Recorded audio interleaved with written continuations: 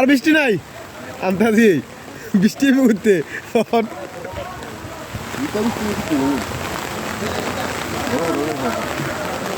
বড় বড় ফুটাইলে আবার সমস্যা হইলে দুইয়া গেল গেলে এরকম সাদা হয়ে গেল গেলে লাল ইটটি দেওয়া গেল বলে গেলে সিমেন্ট গেল গেলে নিচে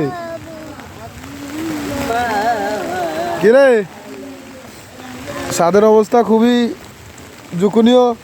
ছাদে কোনো সিমেন্ট দেখা যাচ্ছে না, শুধু বালি আর হচ্ছে খোয়া। দেখছ দুইয়া সব গেছে গা।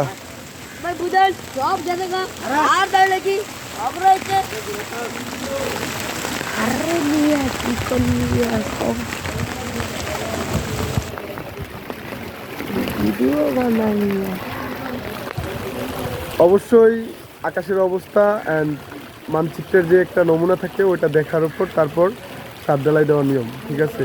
বৃষ্টির অবস্থা এরকম থাকলে ছাদ ঢালাই দেওয়া উচিত না। তাই দেখতেছেন কি একটা অবস্থা, যে মালিকের তার অনেক বড় ক্ষতি হয়ে গেল।